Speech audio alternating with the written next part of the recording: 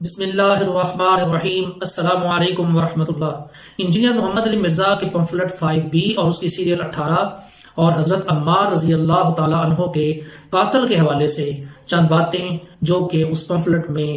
نہیں لکھی ہوئی، کیوں نہیں لکھی ہوئی، یہ سوال میں ان سے بھی کرتا ہوں اور آپ لوگوں سے بھی درخواست ہے کہ ان سے یہ سوال پوچھیں کہ یہ حدیث وہ کیوں نہیں لے کر آئے اور نہ لانے کی کیا وجہ تھی، جبکہ یہ اتنی اہم حدیث ہے کہ ان کے قاتل کے حوالے سے کہ وہ ان کو چھوڑنا کسی طرح سے بھی مناسب نہیں تھا۔ تو یہ سوال مجھ سے ضرور پوچھیں۔ حدیث کو بیان کرنے سے پہلے پمفلٹ 5B کی سیریل 18 کا اسکرین شاٹ آپ دیکھ لیں۔ حدیث مستدرک الحاکم کی اور 5658 اس کا نمبر ہے۔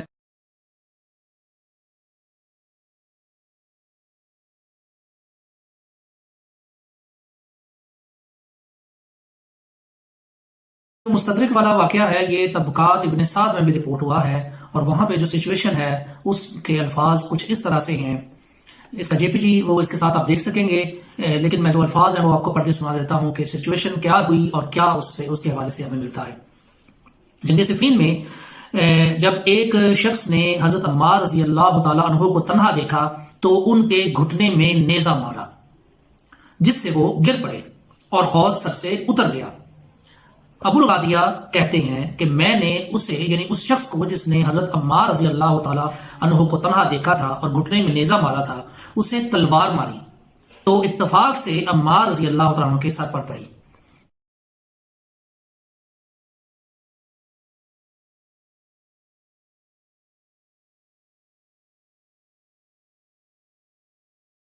یہ آپ نے جو سچویشن سنی ہے اور جو میں نے آپ کو پڑھ کے سنائی ہے، یہ کچھ اس طرح سے ہمارے سامنے سوالات اٹھاتی ہے کہ وہ جو ایک شخص تھا جس نے حضرت عمار رضی اللہ تعالی عنہ کو تنہا دیکھ کر گھٹنے میں نیزہ مارا تھا، وہ شخص تھا کون، وہ کس گروہ سے یا کس جماعت کی طرف سے تھا؟ اور حضرت ابو الغادیہ جو ہیں وہ حضرت معاویہ رضی اللہ تعالی عنہ کے طرف سے وہ لڑ رہے تھے یا ان کی جماعت میں تھے، تو انہوں نے اس شخص پر تلوار کیوں اٹھائی؟ یہ جو سوالات اٹھتے ہیں یہ ہمیں بتاتے ہیں کہ یہ جو واقعات ہیں ان میں جو رپورٹنگ ہوئی ہے اس میں بھی بہت ساری ایمبیگوٹیز ہمیں ملتی ہیں، اور ہمیں کوئی رائے اپنانے سے یا کوئی نتیجہ اخذ کرنے سے پہلے ہمیں تمام چیزوں کو ضرور دیکھ لینا چاہیے کہ کہیں ہم غلط نتیجے کی طرف تو نہیں پہنچ رہے۔ اور میں انجینئر محمد علی مرزا کی خدمت میں بھی یہ سوال ضرور اٹھاتا ہوں کہ یہ جو سچویشن ہمیں طبقات ابن سعد سے ملتی ہے اور اسی کو سپورٹنگ مستدرک کی حدیث ہے، یہ دونوں سچویشن جو ہیں وہ ہمیں یہ بدزور بتا رہی ہیں کہ حضرت عمار رضی اللہ تعالی عنہ کے قاتل پر حضرت ابو الغادیہ نے تلوار اٹھائی تھی۔ اور پمفلٹ 5B کا JPG آپ نے دیکھا اور اس میں لکھا ہوا ہے کہ ابو الغادیہ جو ہیں وہ حضرت عمار رضی اللہ تعالیٰ عنہ کی فضیلت سے واقف نہیں تھے، جبکہ مستدرک کی جو حدیث ہے اور یہ جو واقعہ جو رپورٹ ہوا ہے طبقات ابن سعد میں، اس سے ہمیں اس پہ کلیئرلی لکھا ہوا ہے کہ ابو الغادیہ جو ہیں وہ ان کو حضرت عمار رضی اللہ تعالیٰ عنہ کی عظمت کے حوالے سے بخوبی پتہ تھا۔ طبقات ابن سعد میں الفاظ یہ ہیں کہ ہم لوگ عمار بن یاسر رضی اللہ تعالی عنہما کو اپنے اندر رحمت خیال کرتے تھے۔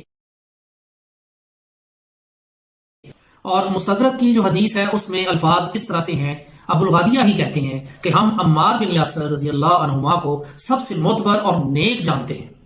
یہ الفاظ آپ دیکھ سکتے ہیں JPG۔ یہ جو چیز آپ سامنے ہے اور پمفلٹ میں جو بریکٹ کے اندر لکھا ہوا ہے، ان دونوں میں کنٹراڈکشنز موجود ہیں، اور obviously اگر بریکٹ کی غلطی ہے، بریکٹ ہی غلط ہے، تو پھر باقی جو مدعا اس میں بیان کیا گیا ہے اس کے حوالے سے بھی سوال ضرور اٹھتے ہیں کہ کیا باقی جگہ پر کہیں کوئی ایمبیگوٹی پیدا کرنے کی کوشش تو نہیں کی گئی۔ یہ سوال ضرور اٹھتا ہے اور ان سے پوچھیے بھی، اور میں بھی اس ویڈیو کی وساطت سے ان سے پوچھتا ہوں کہ وہ اس بارے میں ضرور کلیریفائی کریں کہ جب یہ دونوں واقعات میں حضرت عمار بن یاسر رضی اللہ تعالی عنہ کو حضرت ابو الغادیہ جو ہیں وہ بخوبی جانتے ہیں اور ان کی عظمت کے حوالے سے بھی وہ جانتے ہیں، تو پھر ان کو اس بریکٹ لگانے کی ضرورت کیوں محسوس ہوئی؟ کیا کوئی غلط رنگ دینے کی کوشش تو نہیں ہے اس کے پیچھے؟